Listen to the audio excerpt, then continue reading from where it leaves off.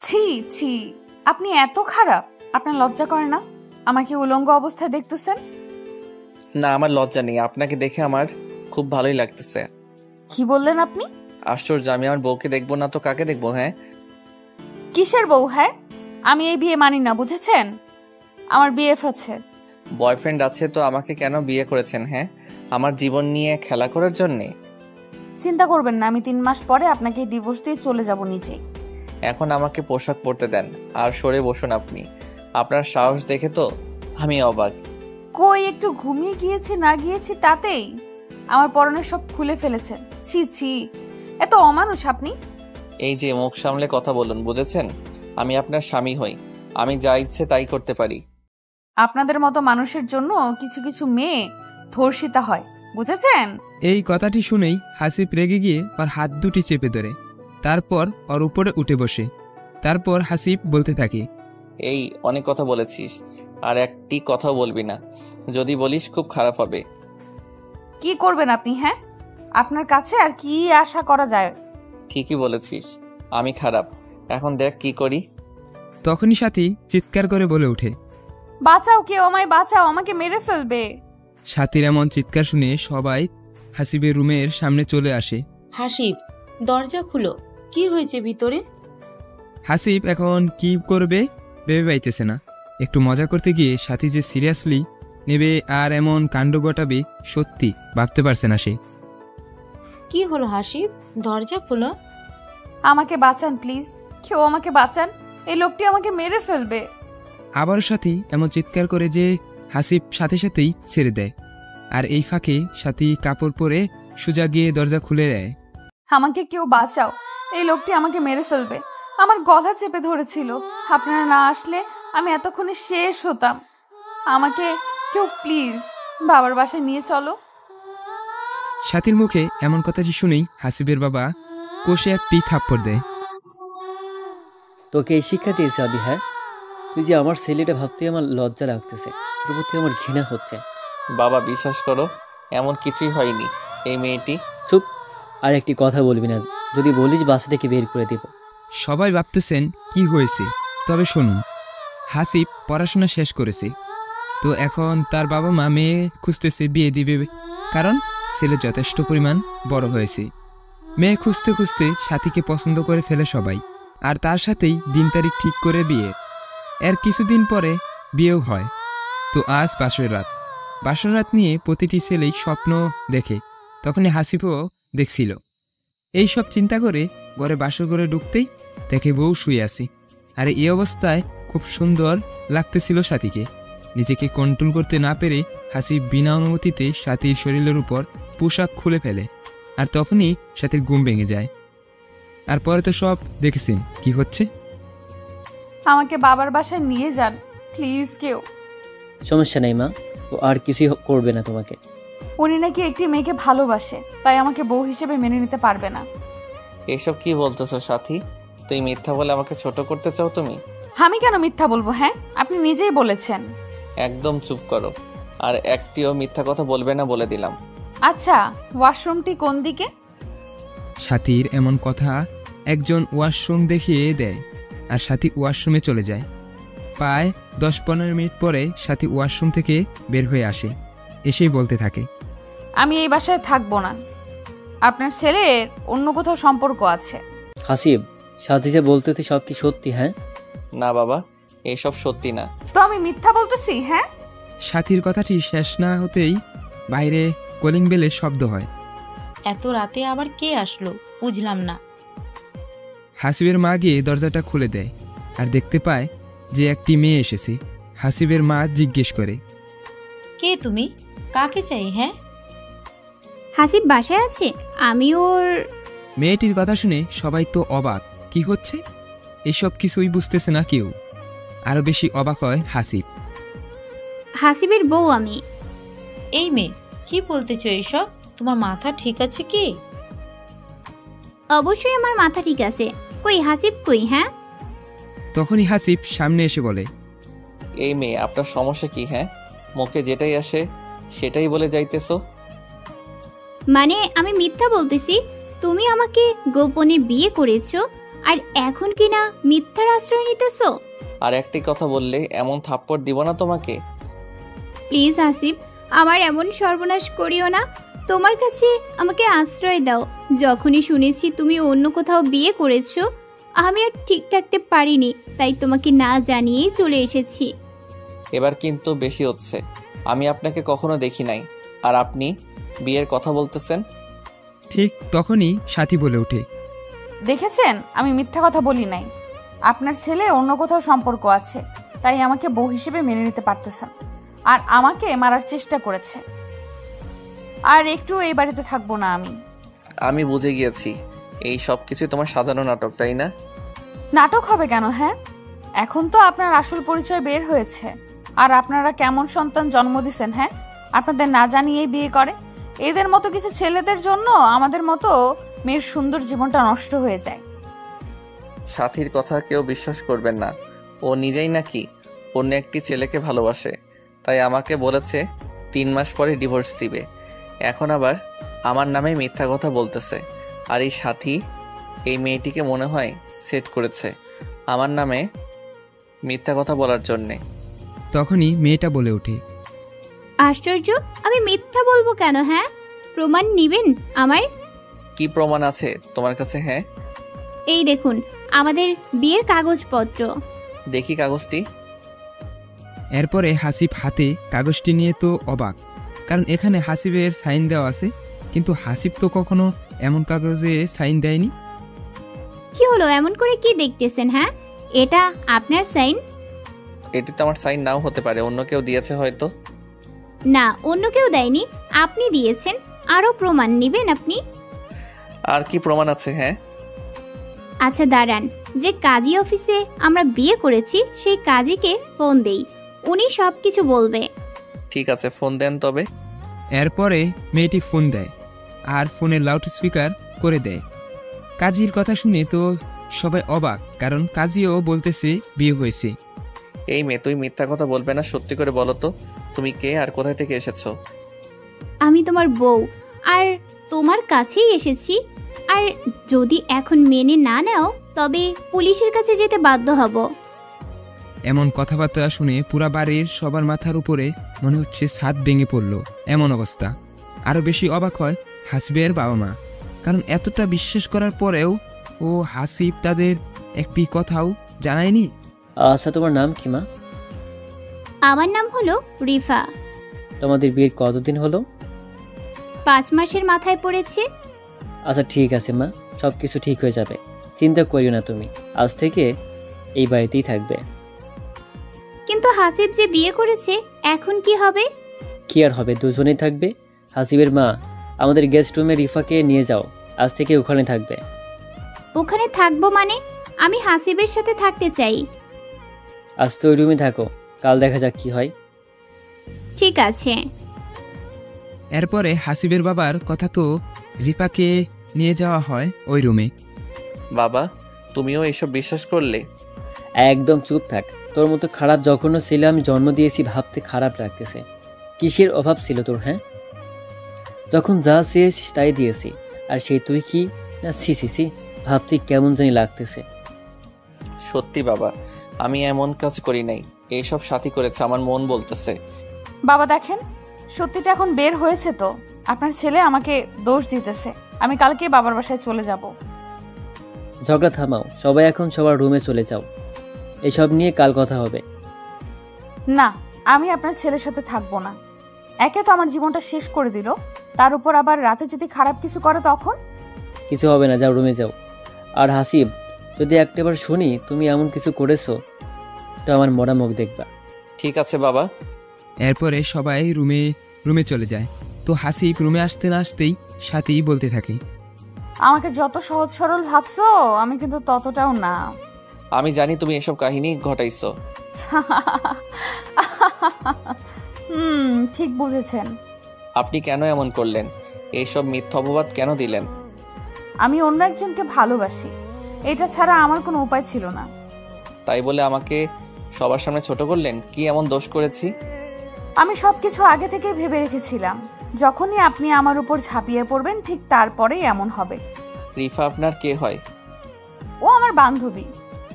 আর একটি কথা বলতে চাই, সেটা হলো আমার স্বাক্ষর কোথায় পেলেন? একদিনেই দেখি সব কিছু জানতে চান, আস্তে আস্তে সব জানবেন 3 মাসে। ও, আপনি যে কতটা খারাপ সেটা বুঝে গেছি। দোয়া করি যার জন্য এমন কাজ করেছেন সেই যেন আপনাকে ছেড়ে না যায়। এত কথা ভালো লাগে না, চুপ থাকেন। কথাটি বলতে না বলতেই সাথীর ফোনে রিংটোন বেজে ওঠে, আর সাথে সাথেই ফোনটি রিসিভ করে সাথী বলতে থাকে, জান, তোমার প্ল্যান অনুযায়ী সব কাজ হয়েছে। এখন শুধুমাত্র 3টা মাস অপেক্ষা করো, তারপরে তোমার কাছে সব সহ চলে যাব। জানো, এই পরিবারের সবগুলাই বোকা, একটুও কষ্ট হয়নি। এই কথাটি হাসিব শোনার সাথে সাথেই সাথীকে এমনভাবে তোর এত বড় সাহস, তুই কি না আমার পরিবারের লোককে বোকা বলিস? ওরা তোকে সম্মান করেছে, বুঝেছিস? তুই আমাকে থাপ্পড় দিলি? এত বড় সাহস তোর? হ্যাঁ, আবার কি চিৎকার করব? সেটা তোর ব্যাপার, তুই কি করবি না করবি। তোর মতো রাস্তার মেয়ে বেশ্যা এগুলো ছাড়া আর কি বা পারবে করতে? এই, মুখ সামলে কথা বল। চুপ করে ঘুমিয়ে যাবে এত মেয়ে কোথাকার। লজ্জা করে বিবাহিত স্বামী সামনে পরপুরুষের সাথে কথা বলিস? কেন, চলতেছে নাকি? আর তোর মতো খ্যাত ছেলেকে আমি স্বামী হিসেবে মানবো, এটা কেমনে ভাবলি? আহা হা হা। হাসিস কেন? হ্যাঁ, একদিন দেখবি এই খ্যাত ছেলেটার কাছে ফিরে আসতে হবে তোকে, কিন্তু তখন আর পাবি না। এইসব স্বপ্ন দেখতে থাক। এমন ঝগড়া করে দুজনে ঘুমিয়ে পড়ে, কারণ অনেক রাত হয়েছে। তাতেই আবার আজ বিয়ে হয়েছে, অনেক ক্লান্ত। তার পরের দিন সকালবেলা উঠে দেখে রিপা সব কাজ করতেছে। বাসার এটা দেখে তো সবাই অবাক, বিশেষ করে হাসিব আরও বেশি অবাক হয়। তখনই হাসিব জিজ্ঞেস করে, এই আপনি কি করতেছেন এইসব? হ্যাঁ, কি করে জানো না? বিয়ে হয়েছে, শ্বশুর বাড়িতে এসেছি, কাজ তো করতেই হবে, তাই কাজ করতেছি। বা ভালোই নাটক করতে পারো। কিসের নাটক করি আমি? হ্যাঁ, সেটা আপনি ভালো জানেন কি নাটক করতেছেন। ওভার অ্যাক্টিং বেশি হচ্ছে আমার মনে হয়। এই তুই চুপ করবি হাসিব। বাবা, তুমি জানো না এই মেয়েটি নাটক করতেছে? আর একটি কথা বলবি না। বিয়ে যখন চুপ করে করেছিস তখন মনে ছিল না, এখন এসে বলতেছিস? এই মেয়েকে আমি সত্যি বিয়ে করি নাই। সেটা তো কাল দেখলামই। এখন বিয়ে যখন করেছিস তখন 2টা মেয়েকেই নিয়ে সংসার করতে হবে। তখনই সাথী বলে ওঠে, এটা অসম্ভব। আমাকে মাফ করে দিও মা, আমি জানতাম না হাসিব এমন একটি কাজ ঘটাবে। না, আমি আমার স্বামীর ভাগ আর অন্য কাউকে দিব না। হাসিব একান্তই আমার। তখনই এটা নিয়ে একটু ঝগড়া হয় সাথী ও রিফার মধ্যে। এদিকে হাসিব বুঝতেছে না কি হচ্ছে এইসব, কারণ হলো এরা তো দুজনে প্ল্যান করে করতেছে, কিন্তু আবার ঝগড়াও করতেছে, ব্যাপারটা বুঝলো না। ঠিক তখনই আবার সাথীর ফোন কল আসে, আর সাথী উপরে চলে যায়। এইভাবে সারাটা দিন ঝগড়া করতে করতে থাকে তারা। বাড়িতে পরিবেশটাই নষ্ট করে ফেলতে ঝগড়া করে। তো যখন রাত হয়, হাসিব প্ল্যান করেই রিফার রুমে চলে যায়। রিফা, এই রিফা। এই কে কে কে এত রাতে? কে আমার রুমে? কে আবার? তোমার স্বামী হাসিব আমি। তো এখানে কি করতেছো? স্বামী বউয়ের কাছে কেন আসে জানো না বুঝি তুমি? না, জানি না। স্বামী আসে আদর করতে, তেমনি আমিও এসেছি আমার বউকে আদর করতে আজ রাতে। এই, একদম আমার কাছে আসবেন না। সেটা বললে তো আর হবে না, আমি এখন তোমার সাথে শারীরিক সম্পর্ক করব। এই না, প্লিজ, যদি আমার কাছে আসো তো আমি কিন্তু চিৎকার করে উঠব। চিৎকার করো, সমস্যা নেই, আমি আমার বউয়ের কাছে আসতে পারি, সবাই এটাই ভাববে। প্লিজ, আমার এত বড় ক্ষতি করবেন না। কে শুনে কার কথা? হাসিব সোজা রিফাকে বিছানায় শুয়ে হাত দুটি চেপে ধরে। এখন তো শুরু, আরো অনেক কিছু হবে। আমাকে নষ্ট করিও না প্লিজ, তোমার পায়ে পড়ি আমি। তখনই হাসিব রিফার শরীর থেকে এক টানে শাড়িটা খুলে ফেলে। উফ, কি সুন্দর লাগতেছে। প্লিজ হাসিব, এমন করিও না। আমি আমার বউকে যা খুশি তাই করব, এতে কার কি? হ্যাঁ, এটা বলেই রিফার ঠোঁটের সাথে হাসিব ঠোঁট আনতেই নিজেকে সারার জন্য অনেক চেষ্টা করতে থাকে, কিন্তু এদিকে কোনো বাধাই হাসিবকে আজ আটকাতে পারবে না। আর কিছু না ভেবেই রিফার ঠোঁটে ঠোঁট লাগিয়ে দেয়, আপন মনে কিস করতে থাকে। রিফাও ভেবে নিয়েছে হাসিবের হাত থেকে আর নিজেকে কোনোভাবেই বাঁচাতে পারবো না। কিন্তু 5 মিনিট কিস করার পরে হাসিব নিজেই রিফাকে ছেড়ে দিয়ে বলতে থাকে, এখনো সময় আছে, বলো তুই কি আমার সত্যিকারের বউ নাকি সাজানো? নিজের বউ। ও ঠিক আছে। এটা বলেই হাসিব আবারও যখন চাপে পড়ে, রিফার উপর। ঠিক তখনই সাথী বলে ওঠে, আপনি আমার কেউ না, প্লিজ আমাকে ছেড়ে দিন। আমি তোমার স্বামী হই গো সোনা। সত্যি কেউ না, এইসব সাজানো নাটক। সবকিছু সাথী প্ল্যান করেছে, তাই তো? সব কিছুই সাথীর প্ল্যান ছিল বিয়ের আগে থেকে। সাথী যদি অন্য কোনো ছেলেকে পছন্দ করে তবে বিয়ে করলো না কেন? ওর বাবার কথা রাখতে এসব করেছে। 3 মাস হলেও ঠিকই চলে যাবে এখান থেকে, আপনাকে মিথ্যা অপবাদ দিয়ে। এইসব কথা কালকে বলবে সবার সামনে। ঠিক আছে, বলবো। যদি না বলে তবে কিন্তু তোমার সাথে এমন কাজ করব ভেবেই পাবে না। আজ তো এইটুকু করলাম। ঠিক আছে। এখানে হাসিব আর কিছু না বলে সোজা নিজের রুমে চলে যায়। গিয়েই সাথী প্রশ্ন করে, কিরে, কই ছিলি এতক্ষণ? কোথায় আবার? রিফার রুমে গিয়েছিলাম। ওর রুমে কেন গেছিলি? হ্যাঁ, বউয়ের রুমে স্বামী যাবে না তো কে যাবে? গিয়ে অনেক আদর ভালোবাসা দিয়ে আসলাম। হাসিবের মুখে এমন কথা শুনে সাথী একটু থমকে যায়। ভালোবাসা মানে? ভালোবাসা মানে শারীরিক সম্পর্ক করে আসলাম আমার অন্য বউয়ের সাথে। আচ্ছা, কাল কথা হবে, আজ আমি খুবই ক্লান্ত। সাথী আর একটি কথাও বলে না, ঘুমিয়ে যায়। আর মনে মনে ভাবতে থাকে, রিফার সাথে এমন কাজ করলো আর রিফা একটু চিৎকারও করলো না। ওকে তো সব বুঝিয়ে দিয়েছি, কি করলে কি করতে হবে। সেই দিন রাতটাও এইভাবে কেটে যায়। পরের দিন সকালবেলায় হাসিব সবাইকে এক জায়গায় জড়ো করে আর বলে, কিছু কথা বলতে চাই আমি। সবাই ভাবতেছে কি এমন বলবে যে সবাইকে জড়ো করলো। এদিকে সাথীর মনও ছটফট করতেছে, কি এমন হাসিব বলবে যে সবাইকে এক করলো। কি বলবি বল, আমার কাজ আছে হাসিব। রিফা, এদিকে আসো আর সবটা খুলে বলো কি হয়েছে আমার সাথে। তখনই রিফা সামনে এসে বলতে থাকে, কাল রাতে হাসিব আমাকে হুমকি দিয়েছে, যদি আমি মিথ্যা না বলি তবে আমার বাবা মাকে মেরে ফেলবে। হোয়াট? এই রিফা, তুমি কি বলতেছো এসব? আমি যা সত্যি তাই বলবো হাসিব, আমি মিথ্যা বলবো না, এতে আমার যা হয় হোক। তোমার মাথা ঠিক আছে? তুমি কি বলতেছো? আমি ঠিক আছি। প্লিজ হাসিব, আমার বাবা মার কোনো ক্ষতি করিও না, তোমার পায়ে পড়ি আমি। তুমি কাল রাতে কি বললে আর আজ কি বলতেছো এসব? না, তুমি এমনটা করতে পারো না রিফা, প্লিজ সত্যিটা বলে দাও। আমাকে মাফ করবে হাসিব, আমি যা সত্যি তাই বলতেছি। ঠিক তখনই হাসিবের বাবা বলতে থাকে, হাসিব, এসব কি বলতেছে রিফা? তুই মিথ্যা বলার জন্য ওকে হুমকিও দিয়েছিস?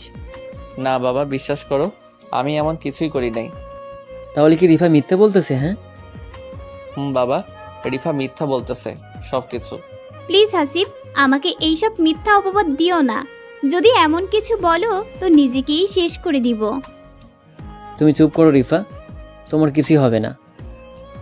প্লিজ বাবা, আমার বাবা মা যেন কোনো প্রকার ক্ষতি না হয়। হাসিব, সত্যি করে বলতো তুই কি চাস? তুই যদি আগে রিফাকে বিয়ে করেছিলি তা আমাদের জানলি না কেন? মেয়েটার জীবন নিয়ে এমন করে খেললি কেন?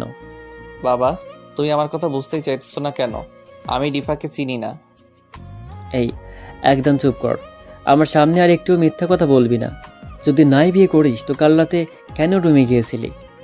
আমি গিয়েছিলাম শুধুমাত্র এটাই বলতে যে তুমি কে আর কি চাও। না হাসিব, তুমি এটা বলো না। তুমি আমার সাথে 3-4 ঘন্টা থেকেছো, আমাকে অনেক কিছু করেছো, আর বলছো আমি যেন বলি আমি তোমার বউ না। সব কিছু আমি সাজাইছি, আর এই সব না বললে আমার বাবা মাকে মেরে ফেলবে। তোর মতো ছেলে আমি জন্ম দিয়েছি ভাবতে লজ্জা লাগতেছে। সি সি সি। ঠিক তখনই সাথী বলে ওঠে, আমি কিছু বলতে চাই। বলো, কি বলবা তুমি? রিফা যা বলতেছে সব সত্যি কথা। তুমি সেটা কেমনে জানলে? বাবা, হয়েছে কি, রিফা যখন বলল যে 3-4 ঘন্টা থেকে ওর সাথে, তখনই আমি কনফার্ম হলাম যে হাসিব তো কাল রাতে আমাকে বলেছিল যে সাথী তুমি থাকো, আমি একটু বাইরে যাব, কিন্তু এটা জানতাম না যে রিফা রুমে গিয়েছিল। আর কত প্রমাণ দিবি হাসিব? হ্যাঁ, আমাকে আর সবার সামনে ছোট করিস না প্লিজ। বাবা, শুধুমাত্র এইটুকু জেনে রাখো, আমি বড় চক্রে ফেসে গেছি। চুপ কর, আর একটি কথা বলিস না। তখনই রিফা বলে, বাবা, আমি এখানে আর একটুও থাকবো না, আমি আমার বাবা মার কাছে যাব। যদি হাসিব কোনো ক্ষতি করে তখন?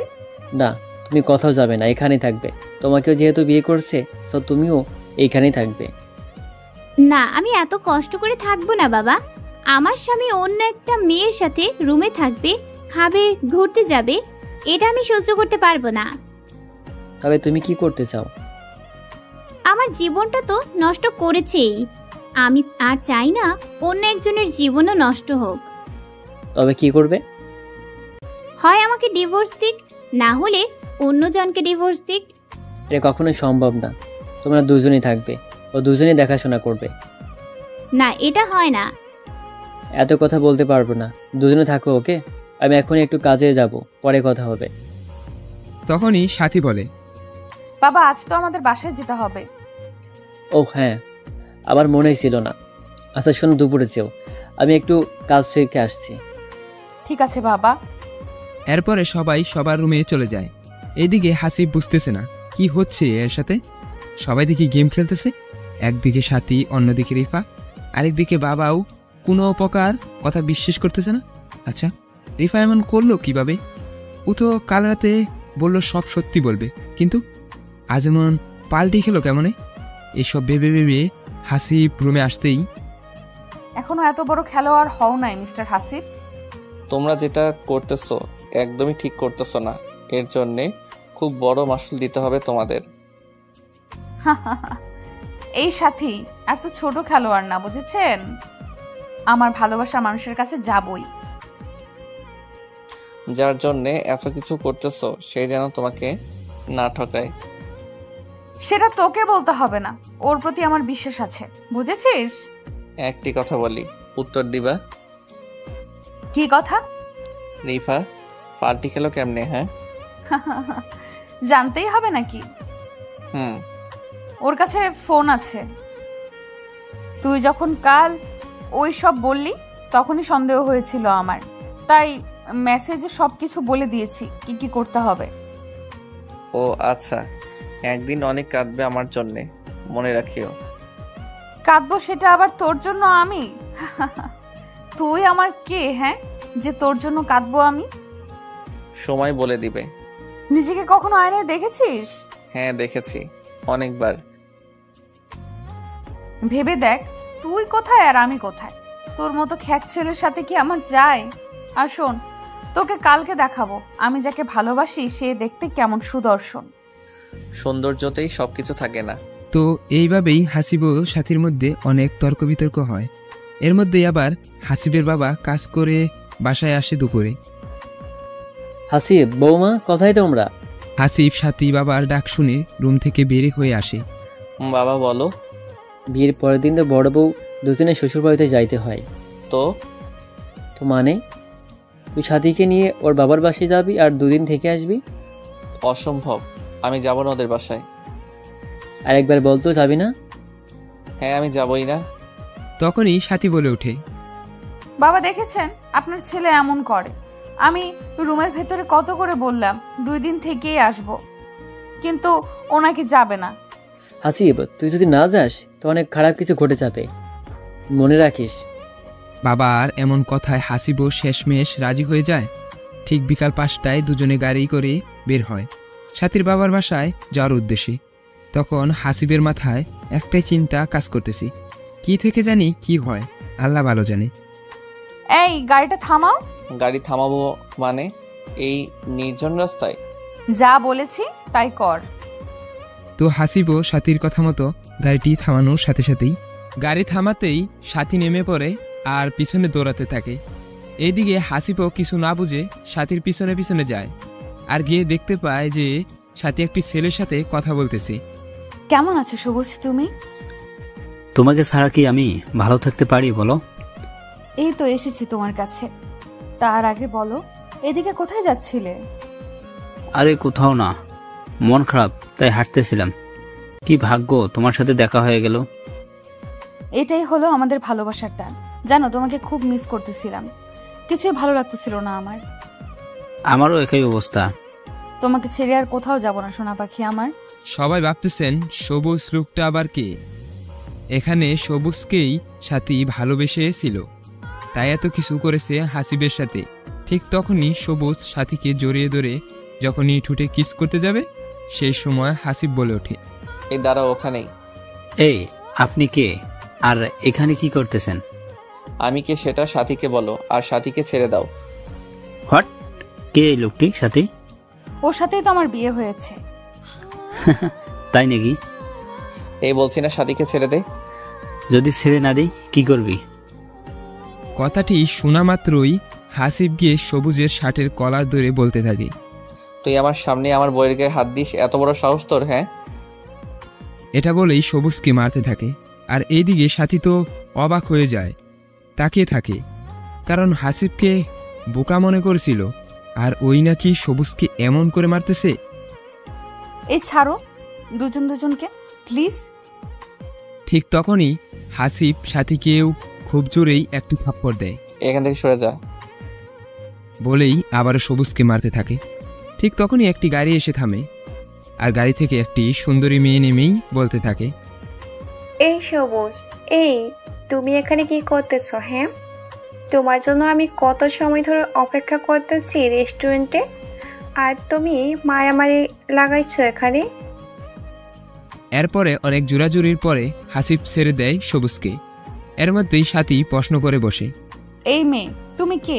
আগে তো কখনো দেখি নাই সবুজের সাথে। আমি কে সেটা আপনাকে কেন বলতে যাব? হ্যাঁ, আর আপনি আমাকে প্রশ্ন করে কে? কেন, উত্তর দিলে কি হবে? আমি হলাম সবুজের হবু বউ। কথাটি শুনেই সাথী থমকে যায় কিছুক্ষণের জন্য। কি বলেছিলাম না, তোমার রূপবতী বয়ফ্রেন্ড একদিন তোমাকে এমন সারপ্রাইজ দিবে ভাবতেই পারবে না। এই সবুজ, এই মেয়েটি যা বলতেছে সব কি সত্যি কথা? সরি সাথে, আমার পরিবারের কেউ তোমাকে মেনে নিবে না, কারণ তুমি বিবাহিত মেয়ে, আর তোমার স্বামী তোমাকে কত কি করেছে না করেছে। কথাটি বলার সাথেই সাথী, এত বড় কথাটি বলতে পারলি তুই আমাকে? জানিস কত ভালোবাসি তোকে আমি। সরি সাথী।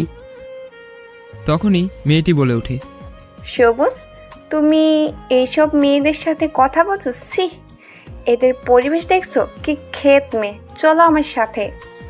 এটা বলেই মেয়েটি সবুজের হাত ধরে টেনে নিয়ে যায়। আর তখনই সাথী সবুজ চলে যাচ্ছে। ঠিক তখনই সাথী দৌড়ে গিয়ে পিছন থেকে জড়িয়ে ধরে সবুজকে। প্লিজ সবুজ, আমার সাথে এমন করিও না, তোমাকে আমি খুব ভালোবাসি।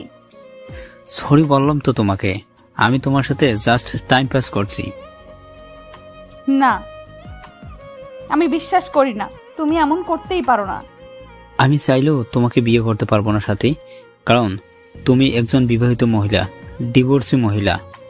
এগুলো দেখে কি ভালোবাসা হয় সবুজ? তুমি যে এখনো ভার্জিন আছো, এটার কোনো প্রমাণ কি আছে? হ্যাঁ হ্যাঁ, আমি 100% ভার্জিন আছি এখনো। সবাই একই কথা বলে, বুঝছো? তুমি আমাকে বিশ্বাস করো না সবুজ? এই 2-3 দিনেই এত চেঞ্জ হয়েছে তুমি। এত কথা বলতে পারবো না, আমার যা বলার ছিল আমি তোমাকে সবটা বলে দিয়েছি। তুমি যদি আর 1 মিনিটও এখানে থাকো তো আমি নিজেই চলে যাব। এইসব ক্ষেত মেয়ের সাথে তোমার কিসের এত কথা, কিসের সম্পর্ক? হ্যাঁ, আরে না, চলো তুমি। এটা বলেই সবুজ মেয়েটির সাথে গাড়িতে উঠে চলে যায়।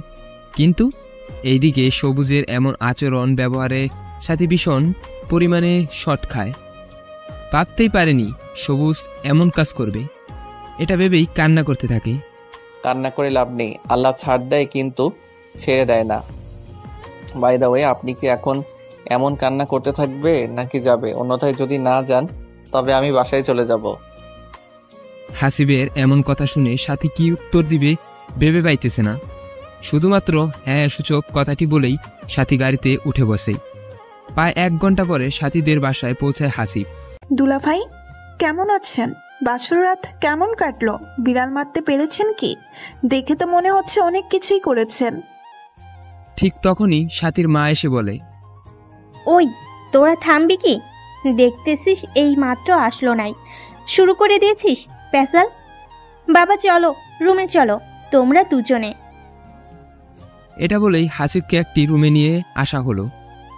বাবা এটা সাথীরই রুম, সাথী যাবার পর থেকে পড়েই আছে। ও আচ্ছা, ঠিক আছে বাবা, তোমরা ফ্রেশ হয়ে নিচে আসো, আমরা খাবার রেডি করতেছি। এটা বলেই সাথীর মা চলে যায়। এইদিকে সাথী এতটাই কষ্ট পেয়েছে কোনো প্রকার কথা বলতেছে না। ঠিক তখনই হাসিব লক্ষ্য করে যে সাথীর ঠোঁট থেকে রক্ত বের হচ্ছে। সরি সাথী, আসলে হয়েছে কি, আমার বউকে কেউ আমার সামনে এমন করবে আর আমি দাঁড়িয়ে থেকে দেখবো, এটা কখনোই হয় না, তাই তোমাকে থাপ্পড় দিয়েছি। সমস্যা নেই, আপনি ফ্রেশ হয়ে নেন। ওয়াশরুমটা জানি কোন দিকে? কথাটি বলার সাথে সাথেই সাথীকে ওয়াশরুমের দিকে নিয়ে যায়। প্রায় আধা ঘন্টা পরে হাসিবার সাথী যখন একসাথে রুম থেকে বের হয়ে আসতেছিল, ঠিক তখনই সাথীর মা বাবা দূর থেকে দেখে বলে ওঠে, ঠিকই বলেছ, খুব সুন্দর লাগতেছে আমার মেয়ে জামাইকে। এরই মধ্যে আবার দুষ্টু শাড়িগুলা চলে আসে। দুলাভাই কি আর বলবো, একেবারে ওয়াও লাগতেছে। উফ, আপুর জামাই না হয়ে যদি আমার জামাই হতেন। তখনই সাথী বলে ওঠে, এই কি হচ্ছে এসব? হ্যাঁ, আমরা আমাদের দুলাভাইয়ের সাথে মজা করতেছি, কেন তোমার চলতেছে বুঝি? সাথী কি উত্তর দিবে কিছু ভেবে পাচ্ছে না। দুলাভাই গো, তোমার কোনো ভাই নাই? না, নেই। উফ, থাকলে আমার জামাই বানাতাম। তোমরা তো দেখতেছি খুব ফাজিল, চলো সবাই খাওয়া দাওয়া করবো। এরপরে সবাই মিলে খাওয়া দাওয়া করতে বসে, কিন্তু সাথীর মন এখনো খারাপ হয়েই আছে। খারাপ হবারই কথা, কারণ এত ভালোবাসার পরও যদি প্রিয় মানুষটি নিজের না হয়, কষ্ট তো হবেই। খাওয়া দাওয়া শেষ করে সাথীর বোনদের সাথে একটু হাসিব আড্ডা দেয়। রাত যখন 10টা বাজে তখন হাসিব বলে ওঠে, আচ্ছা আজ ঘুমাতে যাই, কি বলো তোমরা? বাবা এত তাড়াতাড়ি ঘুম নাকি? আপুকে কে আদর করবেন? আরে না, সত্যি ঘুম আসছে। দুলাভাই আমরাও বুঝি, আমরা ছোট বাচ্চা না, বুঝেছেন? আরে আজ জার্নি করে এসেছি, শরীরটা একটু ক্লান্ত আমার। আচ্ছা ঠিক আছে, যান তবে। এরপরে হাসিব রুমে এসে দেখে যে সাথী ঘুমিয়ে গিয়েছে। তো হাসিবার সাথীকে না জাগিয়ে সুপাই ঘুমিয়ে পড়ে। সবাই ভাবতেছেন সুপাই কেন ঘুমাইলো। আসলে হয়েছে কি, সাথী নিজের সাথে ঘুমাইতে দেয় না হাসিবকে। যদি কিছু করে বসে, তখন রাত যখন 1টা বাজে হাসিব জাগ না পায়, আর ঘুম না আসার কারণে সাথীদের সাথে একটু ঘুরতে যায়। কিন্তু ছাদে গিয়েই দেখতে পায় যে কে জানি একজন আগে থেকেই বসে আছে। তো হাসিব একটু গলা কাসর দেয়। কে আপনি? এত রাতে ছাদে আসছেন?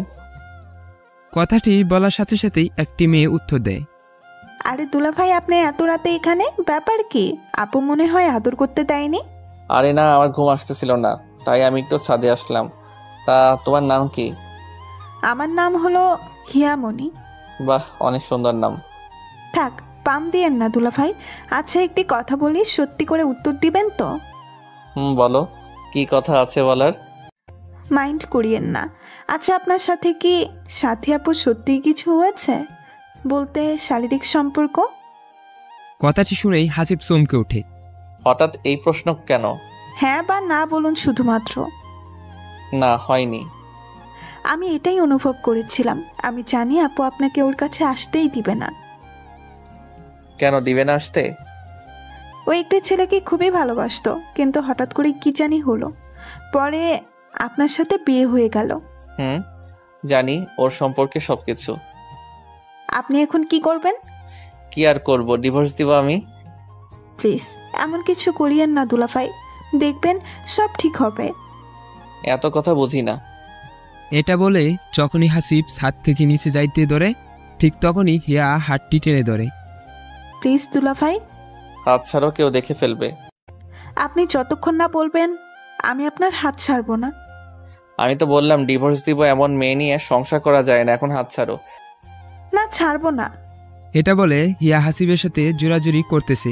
ঠিক সেই সময় একজন ছাদে আসে, আর সেই, তোর এত বড় সাহস আমার বোনের হাত ধরিস, তাও আবার এত রাতে? আরে না, আমি তো। হাসিবের কথাটি শেষ হতে না হতেই সাথী আবার বলতে থাকে, ছি, আমার ভাবতেই লজ্জা লাগতেছে, তোর মন মানসিকতা এত নিচে। আরে এমন করে বলতেছো কেন? আমার কথাটি আগে শুনো, তারপরেই বলিও। কি শুনবো তোর কথা? আমি নিজের চোখেই দেখেছি এটা মিথ্যা। ঠিক তখনই হিয়া বলে ওঠে, আপু তুমি এবার থামবা, অনেক অপমান করলে দুলাভাইকে। আমার ঘুম আসছিল না, তাই আমি সাথে আসছি। এর ঠিক 10 মিনিট পরে দুলাভাইও চলে আসে সাথে, কারণ দুলাভাইয়ের নাকি ঘুম আসছিল না। আমাকে দেখে দুলাভাই যেতে চেয়েছিল, কিন্তু আমি যেতে দেইনি। আমি বলেছি একটু কথা বলি ভাইয়া, তাই ভাইয়াও আর না করতে পারে না। বুঝলাম, কিন্তু হাত ধরে আছিস কেন ওর তুই? কেন হাত ধরলে তোর কোনো সমস্যা আছে? অবশ্যই সমস্যা আছে, ও আমার স্বামী, তোর দুলাভাই। আহা হা, হাসতেছিস কেন? আমি কি হাসার কোনো কথা বলেছি তোকে? স্বামী যে বললে, তাকে কি তার অধিকারটা দিয়েছো? কি বলতে চাস তুই? হ্যাঁ, কেন, আমি কি ইংলিশে কথা বলতেছি যে বুঝো না? তুমি বললে তোমার স্বামী, আজ পর্যন্ত কি টাচ করতে দিয়েছো তাকে? সেটা তোকে বলতে যাব কেন? হ্যাঁ, তুই ছোট, সবসময় ছোটদের মতোই থাকবি। তোমাকে 3 মাস পরে দুলাভাই নিজেই ডিভোর্স দিবে, তুমি দেওয়ার আগেই। তাই দুলাভাইয়ের হাত ধরে বলেছিলাম, আমার আপুর জীবনটা নষ্ট করিও না। এই কথাটি শুনে সাথী যেন কিছুক্ষণের জন্য থমকে যায়। তোকে কে বলেছে ও আমাকে ডিভোর্স দিবে? কে আবার বলবে? দুলাভাই বলেছে। ভালোই তবে হলো, ওর কাছ থেকে মুক্তি পেলেই আমি খুশি।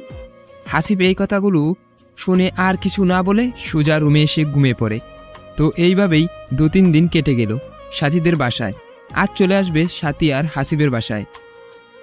বাবা, আমার মেয়েটি খুব রাগী, তুমি ওর কথায় কিছু মনে করিও না প্লিজ। ঠিক আছে মা, সমস্যা নেই। সাথী, শোন মা, জামাইকে কখনো কষ্ট দিস না, যদি কষ্ট দিস জীবনে সুখী হতে পারবি না। সাথী শুধুমাত্র মাথা নাড়িয়ে হ্যাঁ সূচক জানায়। তা বিদায় নিয়ে দুজনে বাসায় চলে আসে। বাসায় আসতে না আসতেই রিফা চলে আসে হাসিবের কাছে। আপনি সরুন, আমি নিজেই পারবো নিতে। এমন করতে নেই, দেন বলছি না। এটা বলে রিফা জোর করে ব্যাগগুলা নিজে নিয়ে রুমে চলে আসে। তো রিফা যখন ব্যাগগুলা নিয়ে নেয় তখন হাসিব একটু ওয়াশরুমে চলে যায়। রিফা ব্যাগগুলা হাসিবের রুমে নিয়ে আসতেই সাথী বলে ওঠে, রিফা শোন। বল, কি বলবি? তার আগে তুই বল, সবুজ ভাইয়ের সাথে কি তোর দেখা হয়েছিল? এসব পরে শুনিস। আচ্ছা বল তবে, কি বলতে চাইলি? তোর কাজ এখন এখানে শেষ, তুই কালকে চলে যাস। মানে কি বলতেছিস এইসব? যা বলেছি তাই কর, তোর কাজ শেষ, এখন চলে যা। বাকি কাজ আমি নিজেই করতে পারবো। না, আমি যাব না। যাবি না মানে কি বলতে চাস তুই? আমি এই 5-6 দিনে এই বাসার মানুষগুলোর মায়ায় পড়ে গেছি, আমি যেতে পারবো না। হোয়াট? তোর মাথা ঠিক আছে? কি বলতেছিস? আমার মাথা ঠিক আছে সম্পূর্ণ। তোকে আমি এখানে থাকার জন্য কি এনেছি? হ্যাঁ, তোর সমস্যা কি বুঝলাম না। তুই তো 3 মাস পরে ডিভোর্স দিবি, তো এত কথা পেঁচাইতেছিস কেন? সেটা তুই বুঝবি না। আমি যাইতে পারবো না।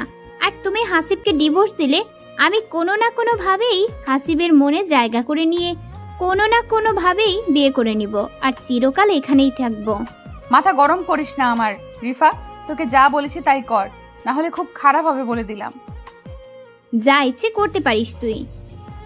তুই যে হাসিবের বউ না, এসব বলে দিব কিন্তু। বলে দেখ তারপরে কি হয় তোর আবার। এটা বলতে না বলতেই হাসিব চলে আসে। এ কি হয়েছে এখানে? হ্যাঁ, চিলাচিলি করতেছো কেন দুজনে? জানো হাসিব, স্বাধীনা আমার সাথে খারাপ ব্যবহার করতেছে।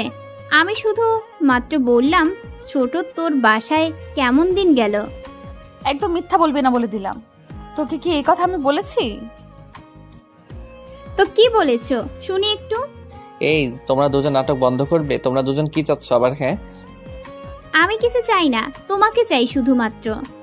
লজ্জা করে না অন্যজনের স্বামীকে নিজের স্বামী ভাবিস? কথাটি শেষ হতে না হতেই এত বড় সাহস তোর এই কথা বলিস? আমি সব প্রমাণ দিয়েই এই বাসায় এসেছি। এইদিকে সাথী ভাবতেই পারতেছে না এমনভাবে থাপ্পড় দিবে রিফা। সাথী যখনই ঘুরে আবার রিফাকে থাপ্পড় দিতে যাবে, ঠিক সেই টাইমে হাসিব হাতটি ধরে ফেলে। অনেক হয়েছে তোমাদের নাটক, এখন বন্ধ করো এইসব। রিফা, আপনি আপনার রুমে চলে যান।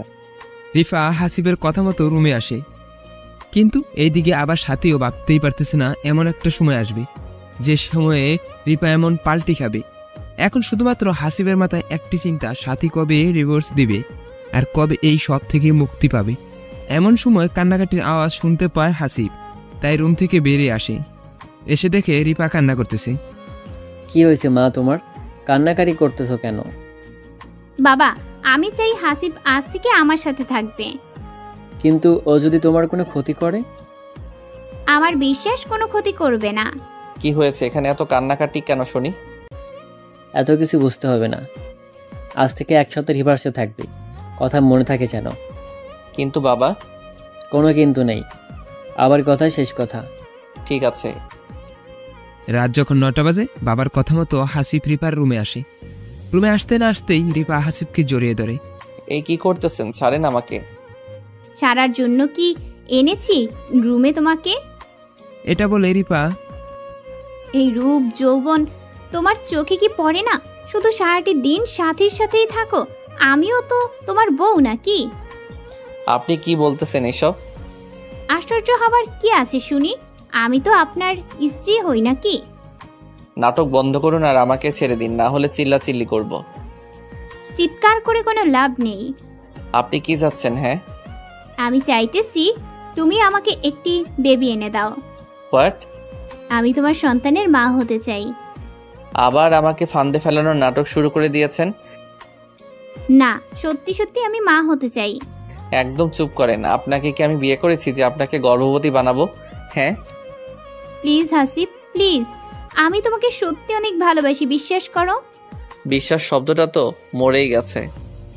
ঠিক তখনই রিপা ওয়ার্ডফের উপর থেকে কোরআন শরীফ এনে বলতেছে, এই যে দেখো, কোরআন ছুঁয়ে বলতেছি, হাসিব আমি তোমাকে সত্যি অনেক ভালোবাসি। এটা দেখে হাসিবও একটু আশ্চর্য হয় আর ভাবতে থাকে কি হচ্ছে এইসব। কিন্তু আমাকে কেন ভালোবাসো?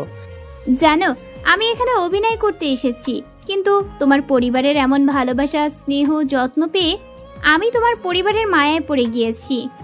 শুধুমাত্র ওর জন্যই কি? না, আরো কারণ আছে। জানো, সাথী তোমাকে ডিভোর্স দিবে 3 মাস পরে, আর সবুজ নামের একটি ছেলেকে বিয়ে করবে। আমাকে এখানে এনেছে যেন তোমাদের সংসারে সমস্যা সৃষ্টি করি, আর বলেছিল তুমি নাকি খুবই খারাপ, তোমার পরিবারের মানুষও খুব খারাপ। তাই 3 মাসের মধ্যে যেন আরো একটা সমস্যা সৃষ্টি হয় আর তুমি ওকে ডিভোর্স দাও।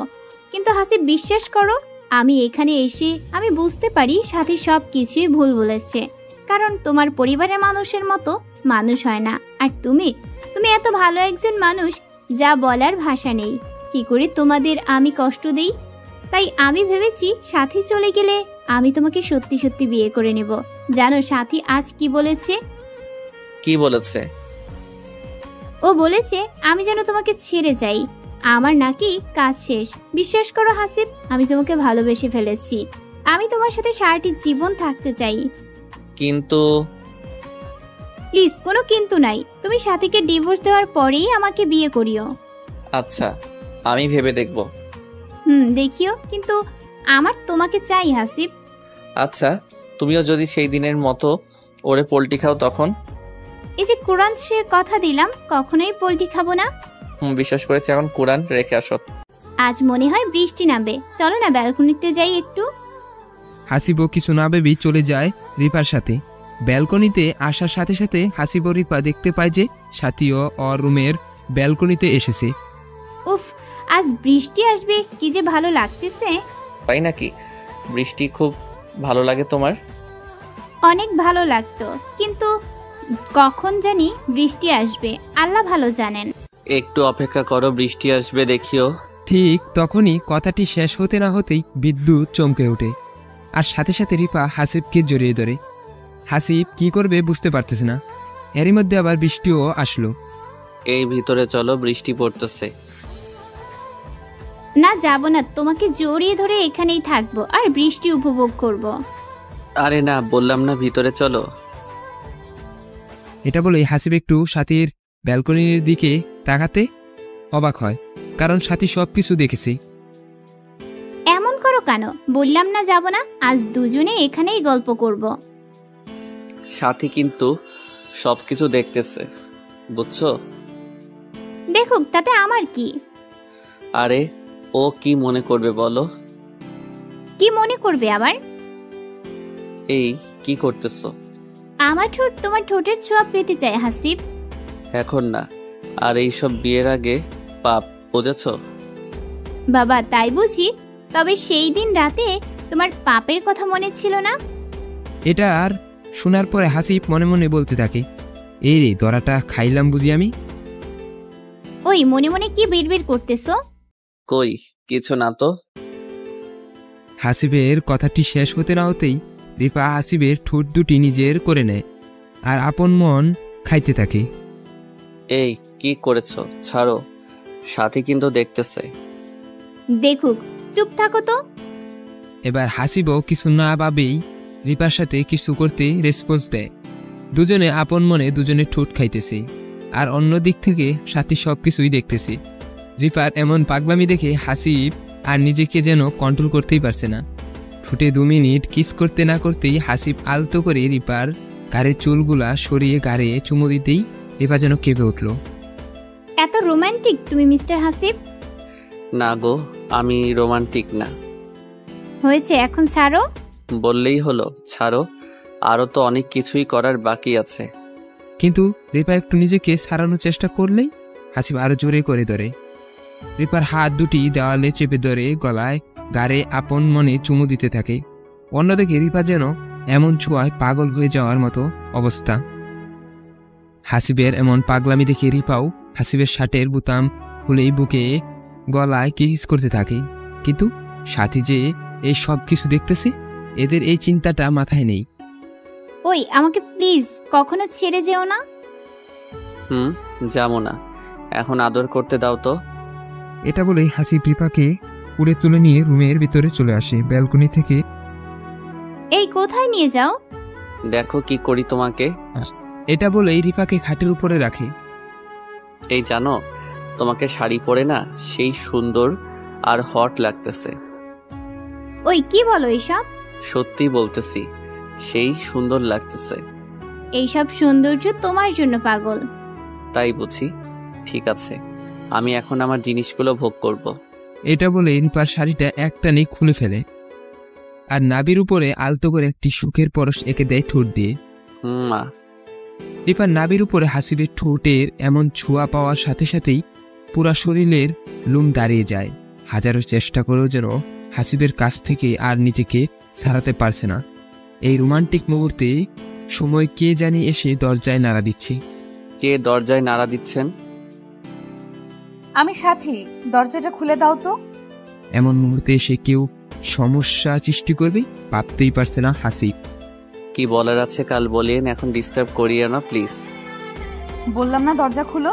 দরজা না খুললে কিন্তু আমি ছাদ থেকে ছাদ দিয়ে আত্মহত্যা করব। জি বলুন, কি বলবেন? আমার রুমে চলো। আশ্চর্য, আমি আপনার রুমে যাব কেন? কারণ আমি আপনার বউ, আপনি আমার সাথে থাকবেন। আপনি আমার বউ? হ্যাঁ, আমি আপনার বিয়ে করা বউ।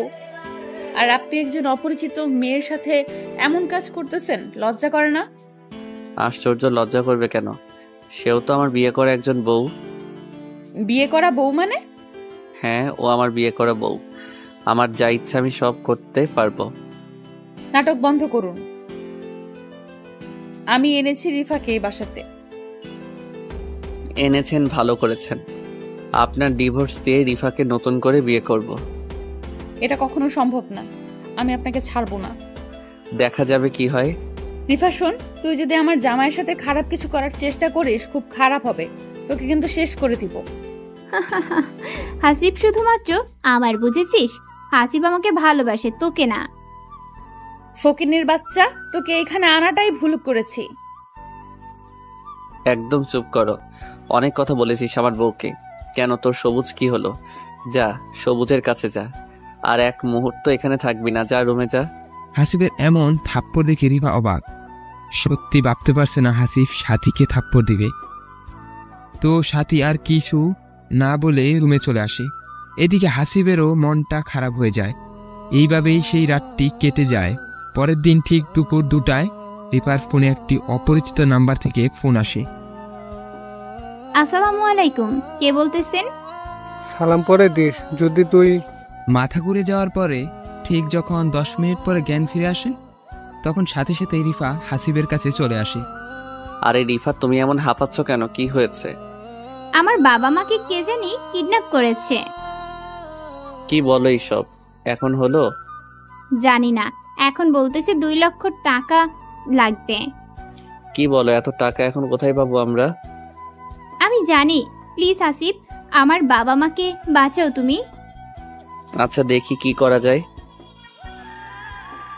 খুব ফাস্ট দেখো। আচ্ছা রিফা, একটা কথা বলি। বলো, কি কথা বলবা? এই সব কিছুর পিছনে আবার সাথীর হাত নেই তো? আমার তো মন বলতেছে এই সব কিছু সাথী করেছে। কিন্তু ও এমন কাজ কেন করবে? হ্যাঁ, কাল রাতে শুনলে না তুমি কি বলল? আচ্ছা ওয়েট, আমি ডাকতেছি সাথীকে। এরপরে হাসিবে এসে সাথীকে ডাক দিয়ে নিয়ে আসে। সাথী, আমি যা প্রশ্ন করব সবগুলো সঠিক উত্তর দিবা। কি এমন প্রশ্ন শুনি আগে? আমি জানি তুমি রিফার বাবা মাকে কিডন্যাপ করেছো। আমি কিডন্যাপ করব কেন? সেটা আমি কি জানি, তুমি ভালো জানো। প্লিজ সাথী, আমার বাবা মার কোনো ক্ষতি করিস না। ওরা ছাড়া আমার আর কেউ নেই এই পৃথিবীতে। তো এইসব আমি শুনে কি করব? বললাম তো আমি জানি না এইসব সম্পর্কে। মিথ্যা কথা আমি পছন্দ করি না। একেই তো কিডন্যাপ করাইছো, আবার 2 লক্ষ টাকাও চাইতেছো। কোনো প্রকার প্রমাণ কি আছে তোর কাছে যে আমি এইসব কিছু করেছি? তুই যে কেমন সেটা আমার থেকে কেউ ভালো জানে না। আমি জানি তুই এই কাজ করেছিস। একদম চুপ কর, মিথ্যা কথা বলবি না। আমার তো মনে হয় তোরা দুজনে এই সব প্ল্যান করে আমাকে বাসা থেকে বের করে দেওয়ার প্ল্যান করতেছিস। ঠিক এমন সময় হাসিবের বাবা চলে আসে। কি হয়েছে এখানে? এভাবে চিল্লাচিল্লি কেন? তেমন কিছু না বাবা। তখনই সাথী বলে ওঠে, বাবা হয়ে কি? রিফা এবং আপনার ছেলে দুজনে মিলে প্ল্যান করেছে আমাকে কিভাবে বের করে দেওয়া যায় বাসা থেকে। কি বলতেছে কিছুই তো বুঝতেছি না আমি। রিফার নাকি বাবা মা কিডন্যাপ হয়েছে, আর সেই কিডন্যাপ নাকি আমি করেছি। এইসব অভিযোগ আমার উপরে তুলেছে। কি এসব হাসিব? তোর সাক্ষী প্রমাণ ছাড়া তুমি কেমনে অন্যজনের উপর দোষারোপ করো? দোষারোপ করতেছি না। আমার বাবা মার কি হবে এখন যদি মেরে ফেলে আমার বাবা মাকে? কিচ্ছুটি হবে না, চলো আমরা পুলিশের কাছে চলে যাই। ওরা এটাও বলেছে যদি পুলিশের কাছে যাই তো আমার বাবা মাকে সাথে সাথেই মেরে ফেলবে। আচ্ছা বাদ দাও, চলো আমরা সবাই মিলে খুঁজে দেখি একটু, নাকি বলো? আমি একটু তোমার সাথে একা কথা বলতে চাই হাসিব। যা বলার এখানেই বলো, কি হয়েছে? বললাম তো একান্তই কথা বলতে চাই। ঠিক আছে। এটা বলে হাসিব রুমে আসে। পিছু পিছু সাথীও চলে আসে। বলো কি বলবে এখন? জানি না কথাটি বিশ্বাস করবে কিনা। কি কথা? কথাটি হলো যে তুমি যে রিফার সাথে এমন ভাবে চলতেছো, তুমি কি ওর অতীত সম্পর্কে জানো? না, কেন? ওর অতীতে আবার কি হয়েছিল? ও কিন্তু একজন মাফিয়ার মেয়ে, বলা যায় ও নিজেও একজন মাফিয়া। ওর বাবা মা কেন কিডন্যাপ হয়? এই একদম মিথ্যা বানোয়াট কথা বলবে না। বিশ্বাস কর, আমি সত্যি বলতেছি। তো তোমার সাথে এই মাফিয়ার পরিচয় কেমনে হলো? আসলে আমি যেই কলেজে পড়তাম রিফাও সেই কলেজেই পড়তো, কিন্তু রিফা ছিল খারাপ স্টুডেন্ট, তাই আমাদের সাথে বন্ধুত্ব করে। আমরাও না বলি নাই, কারণ সবাই আমরা মানুষ, একে অপরের সাহায্য করব, এটাই স্বাভাবিক। তা ঠিক বলেছ। তারপরে হলো কি, আমার সাথে ও সব সময় থাকতো। এক সময় দুজনে বেস্ট ফ্রেন্ড হই আমরা। একদিন কলেজ শেষে ঘুরতেছি, ঠিক সেই সময় কিছু ছেলে আসে, এসে আমাদের ডিস্টার্ব করতে থাকে। অনেক বোঝাই কিন্তু বোঝে না। ঠিক তখনই রিফা আমাকে ওর ব্যাগটি দিয়ে বলে, তুমি বসো, আমি এদের দেখতেছি। তারপরে কি হলো? সবগুলো ছেলেকে এমন ভাবে মারলো, আমি দেখে তো অবাক। আমি তখন ভাবতে থাকি একটি মেয়ে মানুষ কেমনে এমন ভাবে সবাইকে পেটালো। ছেলেগুলো যখনই চলে যায় আমি রিফাকে জিজ্ঞেস করি, আচ্ছা তোর শরীরে এত শক্তি কই থেকে আসলো রে? সত্যি করে বল। থাক, অন্যদিন শুনিস। আজকেই বলতে হবে তোকে। তবে শোন, আমি একজন মাফিয়ার মেয়ে। মনে করতে পারিস আমিও মাফিয়া। আমাদের কাজ হলো মানুষকে কিডন্যাপ করা আর পরে মুক্তিপণ চাওয়া। তোর ভয় পাওয়ার কোনো কারণ নেই, তোর কোনো প্রকার ক্ষতি করব না আমি। সত্যি তো, নাকি পরে আমাকেও কিডন্যাপ করবি? এই জন্যই তোকে বলতে চাইনি, তুই আমার বেস্ট ফ্রেন্ড। আমি কি এইসব করতে পারি রে? হ্যাঁ, আমার উপর বিশ্বাস রাখতে পারিস কিন্তু তুই। তবু ভয় লাগতেছে আমার রিফা, বিশ্বাস কর। তুই যেভাবে ছেলেগুলোরে পিটাইলি, একজন ছেলেও এমন ভাবে পিটাইতে পারবে না। এরপরে আমিও একটু ভয় পেতাম, কিন্তু যখন দেখছি আমার কোনো ক্ষতি করে না, তখন আর ভয় পাই নাই। জানো, ওর সাহস দেখেই আমি তোমাদের বাসায় এনেছি। অনেক সুন্দর নাটক সাজাইতে পারো, কিন্তু তুমি বন্ধ করো তোমার এই বানোয়াট নাটক। একটি মেয়ে হয়ে অন্য আরেকটি মেয়ের নামে এমন বাজে কথা বলো, লজ্জাও করে না তোমার? হাসিব, বিশ্বাস করো, আমি মিথ্যা বলতেছি না, সবকিছুই সত্যি। বিশ্বাস? সেটা আবার তোমাকে কখনোই না, বুঝছো? কি করলে বিশ্বাস করবে? কোনো কিছুই করা লাগবে না। কেন আমি রিফার সাথে মিশতেছি এটা তোমার সহ্য হচ্ছে না, তাই ওর নামে মিথ্যা অপবাদ দিতেছো। তুমি একজন ছলনাময় নারী, বুঝছো? এটা বলেই হাসিব বাইরে এসে দেখে যে রিফা, এই রিফা। রিফা তো নেই, চলে গেল ওর বাবা মাকে খুঁজতে। একাই চলে গেল? আর ও কোথায় খুঁজবে ওর বাবা মাকে? আমি জানি না। শোন, মনে হয় বেশি দূর যেতে পারে নাই, তুই যা রিফাকে খুঁজতে। ঠিক আছে বাবা, আমিও যাইতেছি। এটা বলেই হাসিবও বেরিয়ে পড়ে রিফাকে খোঁজার উদ্দেশ্যে। রিফাকে খুঁজতে বের হলেও হাসিবের মনে এখন একটু ভয় কাজ করতেছে, কারণ যদি সাথীর কথা সত্যি হয় তখন কি হবে? একজন রিস্কাওয়ালাকে হাসিব প্রশ্ন করতেছে। আচ্ছা ভাইয়া, এই দিকে কি একটা মেয়ে গিয়েছে? অনেক মেয়ে তো যায়, আপনি জানি কার কথা বলতেছেন। মেয়েটি একটু লম্বা চিকন করে, তবে ফর্সা অনেক। আর হ্যাঁ, মেয়েটি একটু চিন্তিত ছিল। ও মামা, হ্যাঁ হ্যাঁ, এমন একজন মেয়েকে আমি একটু আগে নামিয়ে দিয়ে আসলাম। মেয়েটা খুব চিন্তিত আর বলতেছিল একটু তাড়াতাড়ি চালান রিক্সা। কোথায় নামাই দিছো মামা? রংপুর লালবাগে নামাই দিয়ে আসলাম। ও আচ্ছা, আমাকেও নিয়ে চলুন এখনই। এটা বলেই হাসিব রিস্কাওয়ালা লোকটির সাথে চলে যায়। প্রায় 4-5 মিনিট পর যখন গন্তব্যস্থানে আসে, এসেই দেখে যে রিপা কিছু ছেলের সাথে কথা বলতেছে। হাসিব আর কিছু না ভেবেই ওর কাছে চলে যায়। রিফা, তুমি এখানে আসলে আর সেটাও আমাকে না বলে? আরে তুমি এখানে? তোমার বাবা মা কিডন্যাপ হয়েছে, আমি আসবো না তো কে আসবে শুনি? ও আচ্ছা, তুমি চলে যাও, আমি ঠিক খুঁজে বের করব।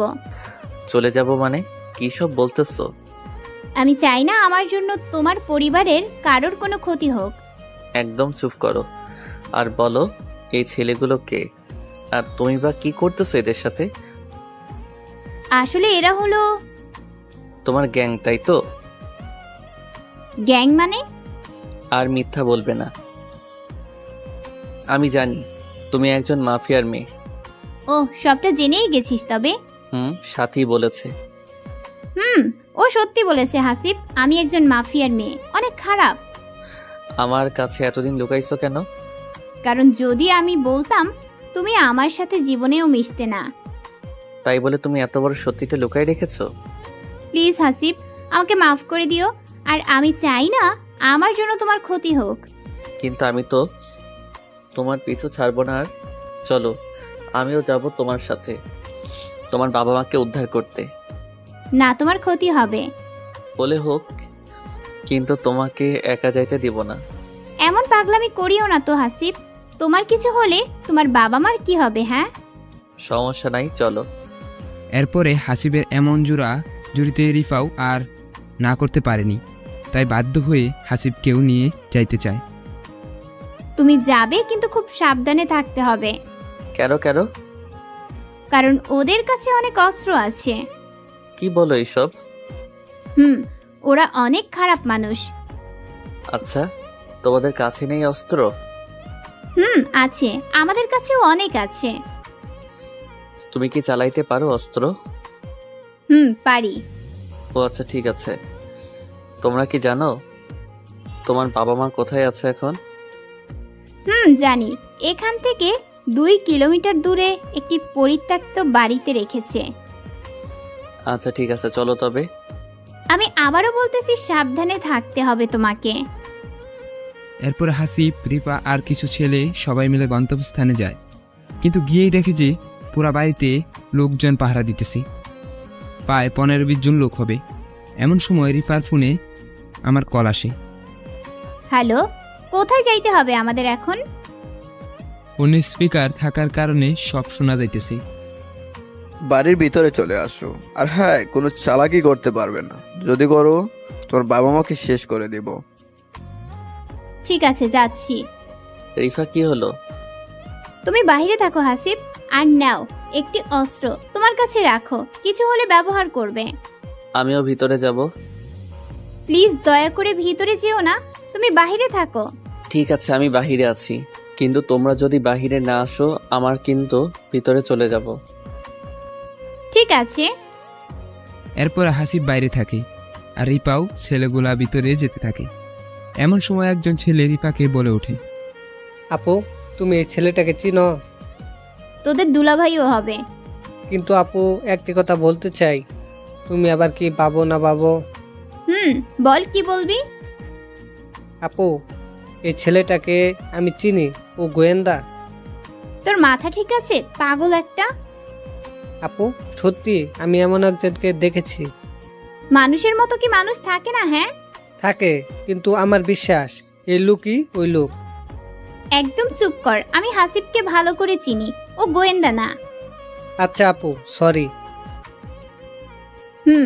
চুপচাপ ভিতরে ঢুক, যে কোনো ভাবেই হোক বাবা মাকে বের করতে হবে এখানে। আপু। এরপরে যখন রিফা ভিতরে ঢুকে দেখে যে বাবা মাকে বন্দি করে রেখেছে, ঠিক তখনই রিফা দৌড়ে যেতে দৌড়ল। ওখানে দাঁড়াও রিফা, যদি এক পায়ে গিয়ে যাও তো তোমার বাবা মাকে শেষ করব। কে তুমি? কি চাও? চাই তো অনেক কিছুই, আগে বলো, কোনো চালাকি করিস নাই তো? হঠাৎ এরপরেই রিপার ছেলেগুলা গুলি শুরু করে দেয়। এর মধ্যেই রিপাও শুরু করে দেয় গোলাগুলি।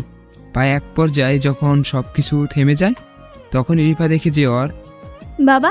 বাবা তুমি কোথায়? আশ্চর্য, আমার বাবা কোথায় গেল?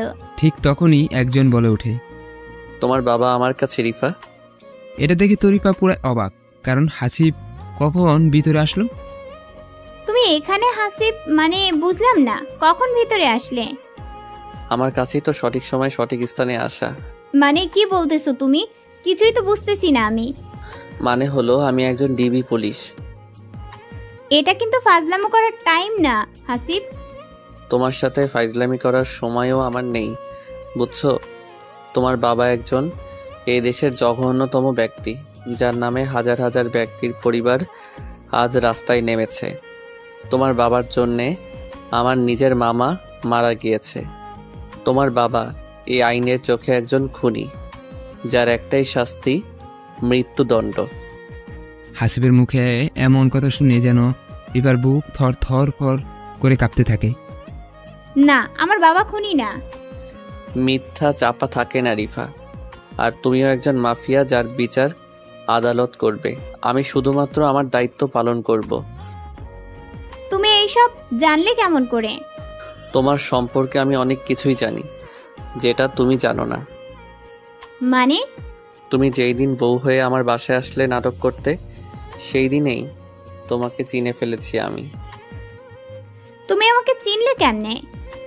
তোমার ফটো আগে থেকে আমার কাছে ছিল, তোমাকে মনে মনে খুঁজতেছিলাম, কিন্তু মেঘনা চাইতেই তুমি বৃষ্টি হয়ে এসেছো। তার মানে তুমি জেনে শুনে আমার সাথে এমন করেছো? জি। আমি বিশ্বাস করি না। As you wish. তার মানে তুমি কি আমাকে ভালোবাসো না? জি না। তোমার মতো একজন মাফিয়ার মেয়েকে আমি কেমনে ভালোবাসবো বলো? ইঁদুর বিলাইয়ের কি কখনো মিল হয় শুনেছ? সেই রকম তুমি ইঁদুর। এত বড় ধোঁকা, তাও আবার আমার সাথে। এটা কেমনে করলে তুমি হাসিব? সত্যি আমি তোমাকে অনেক ভালোবাসি।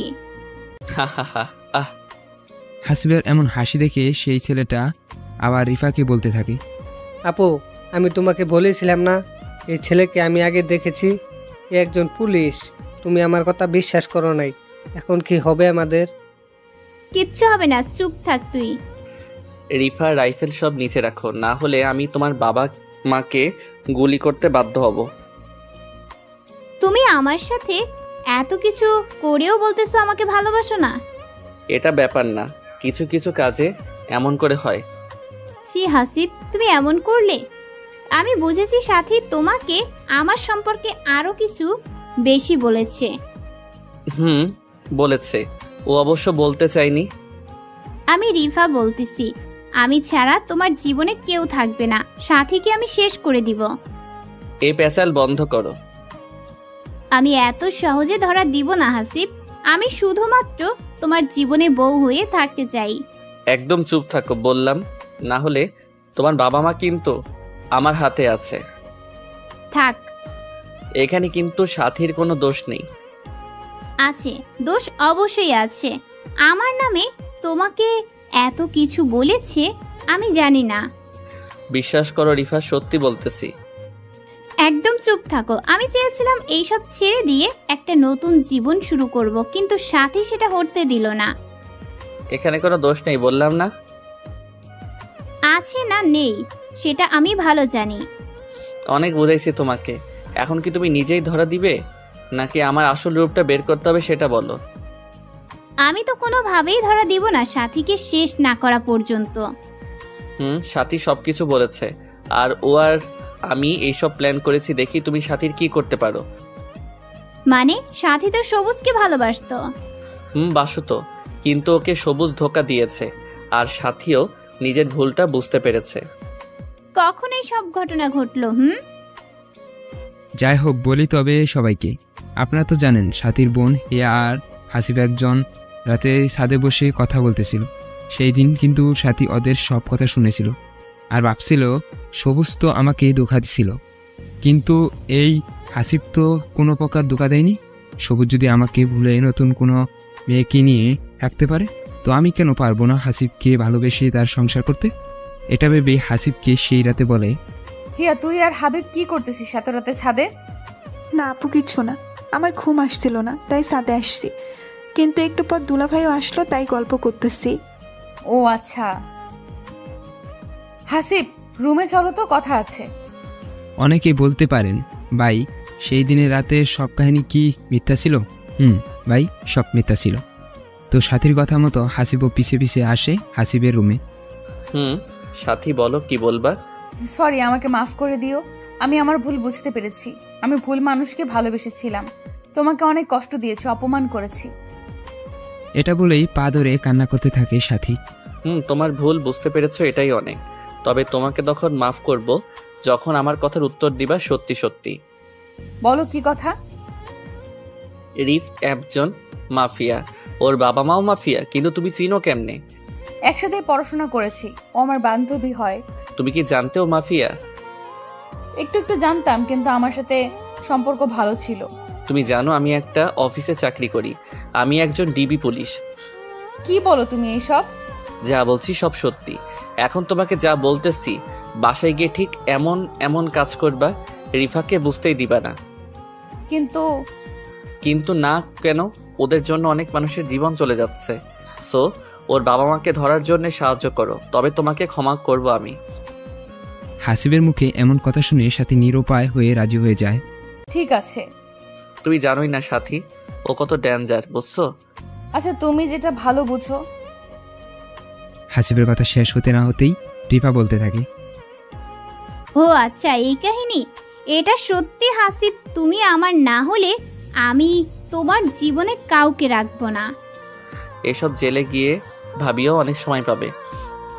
কথাটি শেষ না হতেই রিপা এমন একটি কাজ করে। কথা শেষ হতেই রিপা আবার গোলাগুলি শুরু করে দেয়, কিন্তু সেটা কারোর উপরে না। এমন গোলাগুলিতে সবাই একটু স্তব্ধ হয়ে যায় কিছুক্ষণের জন্য। যখন এই গোলাগুলি থেমে যায় হাসিব দেখে যে রিফা নাই এখানেও। দাও তুমি যেখানে যাও না কেন রিফা তোমাকে আমি খুঁজে বের করবই। আর তোমার বাবা মা এখন আমাদের হাতে, তুমি অবশ্যই তো আসবে। এইসব বলেই হাসিব রিপার বাবা মাকে থানায় নিয়ে যায়। তো সেখানে রেখে সোজা বাসায় আসে হাসিব। কি হলো, ধরতে পারলে তুমি? না, সাথীও পালিয়ে গিয়েছে, কিন্তু ওর বাবা মা আমাদের আয়ত্তে আছে। তুমি হয়তো জানো না রিফা খুব ভালোবাসে ওর বাবা মাকে। এখন কেমনে ধরবো এটাই ভাবতেছি। চিন্তা করিও না, দেখবে ও কোনো না কোনো একটি ভুল করবেই, আর সেই সময় তুমি ধরে ফেলবে। আমি খুব ক্লান্ত, ফ্রেশ হয়ে আসতেছি, তুমি একটু খাবার নিয়ে আসো। হাসিবের এই কথাটি শেষ হতে না হতেই হাসিবের বাবা এসে উপস্থিত। হাসিব, বৌমাকে খুঁজে পেলি নাকি থানায় যেতে হবে আমাদের? বাবা তোমাকে আগেও বলেছি না ও তোমাদের বউ না, ও একজন মাফিয়া। আমার সাথে মজা করিস তাই না? তোমার সাথে মজা করতে যাব কেন শুনি? তাহলে বাজে কথা বলতেছিস? শোনো তবে কাহিনী। এরপরে প্রথম থেকে শুরু হবে হাসিব সব কিছু বলতে থাকে বাবাকে। আর হাসিবের বাবা এটা শোনার পর তো অবাক। এত কিছু হয়ে গেল, আমাকে একটি কথা জানালেই না। তুমি তো আমার কথা বিশ্বাস করতেছো না। এত ডেঞ্জার মেয়ে ছিল রিফা? দেখলে তো সিধে সিধা মনে হতো, আরও ভিতরে ভিতরে এত। বাবা। যাই হোক, আল্লাহ বাঁচাইছে আমাদের সবাইকে। এখনো সমস্যা আছে, ও আমাদের সমস্যা করতে পারে, তাই একটু সাবধান থাকতে হবে। ঠিক আছে রে বাবা। ঠিক আছে বাবা। তুমি ফ্রেশ হয়ে রুমে আসো, আমি খাবার নিয়ে আসতেছি রুমে। ঠিক আছে বউ। এরপরে হাসিব ফ্রেশ হয়ে 5-7 মিনিট পরে রুমে আসে। রুমে আসতে না আসতেই সাথী বলে ওঠে, এই যে মহারাজ, আপনার খাবার হাজির, এখন খেয়ে নেন। আসো, তুমিও আসো। আমি খাইছি একটু আগে, তুমি খাও, আমি বসে আছি। ঠিক এই সময় কারেন্ট চলে যায়। এটা কোনো কথা হলো? সাথী খাইতে বসলাম, কারেন্ট গেল গা। হাত পাখা তো আছে, সমস্যা কি? আমি বাতাস করতেছি, তুমি খাও। তখন হাসিব আবার একটি গান বলতে থাকে। ওই থামবে তুমি? শুনবে তো, সবাই বাসায় আছে। শুনলে তাতে কি? যা, আমার লজ্জা করে না বুঝি? ওলে আমার লজ্জাপতি বউ।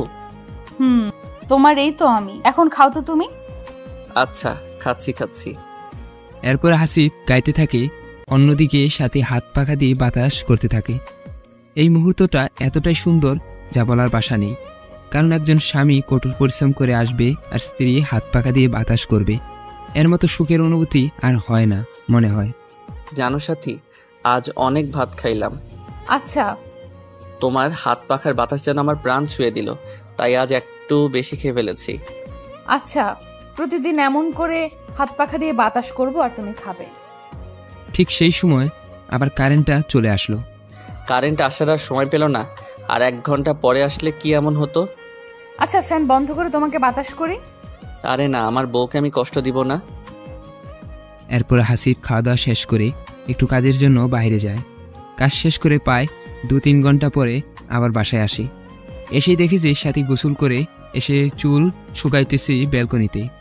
তো হাসিব কিচ্ছু না বলে সুজা পিছন থেকে গিয়ে জড়িয়ে ধরে সাথীকে। এই কে কে? কে আবার? তোমার জামাই। এমন করে কেউ জড়িয়ে ধরে পেছন থেকে এসে? আমি ভয় পাইছি। এবার ভালোবাসা দিয়ে ভয় দূর করে দিব তোমার সোনা আমার। তাই বুঝি গো, দেখি কি করো। আচ্ছা দেখো তবে। এটা বলে হাসিব সাথীর ভেজা চুলগুলা সরিয়ে গাড়ে কিস করে। কিস করার সাথে সাথে সাথীর শরীরটা যেন একটু কম্পন দিয়ে উঠল, আবার গলায় কিস করতে থাকে। এই কি করছো? ভালোবাসা দিতেছি জানো সাথী, তোমার এই চুলের ঘ্রাণ আমাকে পাগল করে ফেলে। ও বাবা, তাই বুঝি? বউ। এটা বলে সাথীকে একটি টান দিয়ে নিজের দিকে ঘুরিয়ে নেয়। এই হাসিব, আমার কিন্তু লজ্জা লাগতেছে। স্বামীর কাছে কিসের লজ্জা শুনি? তুমি অনেক রোমান্টিক গো জামাই আমার। তাই নাকি? আচ্ছা, আরো রোমান্টিক হই তবে। এটা বলেই সাথীর ঠোঁট দুটি নিজের ঠোঁটে কাছে নিয়ে আসে। আসতেই দুজনের নাক দুটি একসাথে হয়। তো হাসিব করে কি, নিজের নাক দিয়ে সাথীর নাক স্পর্শ করে বলে, তোমার নাকটি অনেক সুন্দর গো। যা, দুষ্টু কোথাকার। অনেক। এটা বলেই সাথীর ঠোঁটের সাথে নিজের ঠোঁট এক করে দেয়। প্রায় 2-3 মিনিট কিস করার পরে হাসিব করে কি, সাথীর ঠোঁটে একটু কামড় দেয়। ওই আমি কষ্ট পাই, তুমি কামড় দাও কেন শুনি? খুব ভালো লাগে আমার, তাই। কামড় দিও না গো সোনা জামাই আমার। আচ্ছা ঠিক আছে। এটা বলে যখনই সাথীর পেটে একটু হাত দেই, ঠিক তখনই পেটে হাত দিতেই ফোনটি বেজে ওঠে। আর ফোনের ওপাশ থেকে বলতে থাকে, স্যার একটি খুশির খবর আছে। হাসিব মনে মনে ভাবতে থাকে, বর্তমান যে সুখের অবস্থায় আছি, আবার নাকি খুশির খবর। কি এমন খুশির খবর হলো শুনি? স্যার, রিফা যখন পালানোর জন্যে যে সিএনজিতে যাচ্ছি, সেই সিএনজি অ্যাক্সিডেন্ট করেছে। কথাটা শোনার সাথে সাথেই হাসিবের বুকটা যেন কেঁপে উঠল। বলো কি, রিফা ঠিক আছে তো? রিফার অবস্থা খুবই খারাপ স্যার। আমরা ওকে রংপুর মেডিকেল হাসপাতালে ভর্তি করেছি, কিন্তু ও শুধুমাত্র আপনাকে দেখতে চাইতেছে। বলো কি? আপনি যত তাড়াতাড়ি পারেন আসেন, আমি অপেক্ষায় আছি। ঠিক আছে, তুমি ওখানে থাকো, আমি যাচ্ছি এক্ষুনি। কি হয়েছে আসিফ, তোমাকে চিন্তিত দেখাচ্ছে কেন? রিফার গাড়ি অ্যাক্সিডেন্ট করেছে, এখন হাসপাতালে ভর্তি আছে, না বাঁচা অবস্থা।